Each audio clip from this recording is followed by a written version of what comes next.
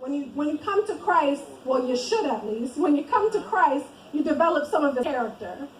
And as people that have come to Christ, we show mercy. We're very sorrowful for people when they're going through. Sorrowful for ourselves when we go through. We show a lot of mercy. But even in mercy, you got to ask the question, what you suffering for? Are you suffering for well-doing because you were doing the right thing? Or are you suffering for evil doing? Did you put yourself in that place? Did you put yourself in that position? Why this is important? Because when God works in our life, He doesn't work blindly. When God works in our life, He doesn't work blind. He doesn't answer a cry just because we're crying. Right. He answers a cry if it affects His heart. And the things that affect His heart is when we're crying in the midst of doing well. I don't know about you, but I remember when I first learned to ride a bike. Anybody share that experience? I see a smile on Melinda's face. You might remember your first bike ride.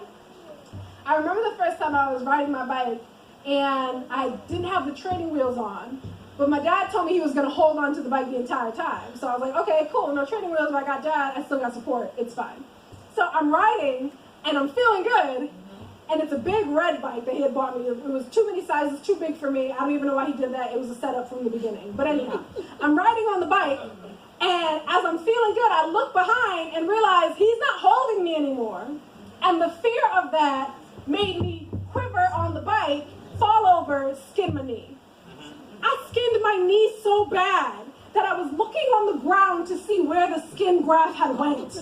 Because there's no way that much skin can disappear from your body and just dissolve into the earth. I was amazed by it.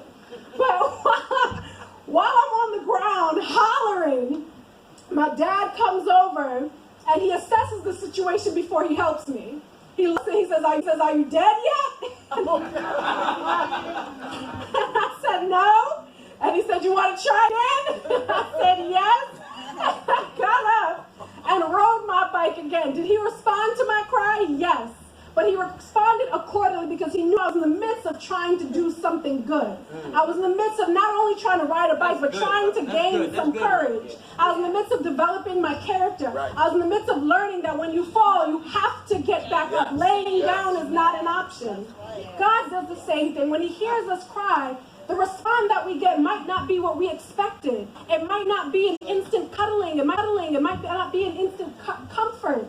But what it is an accurate response to where we're growing into. It's an accurate response for what we're becoming and what's necessary for the development of our character. That's good.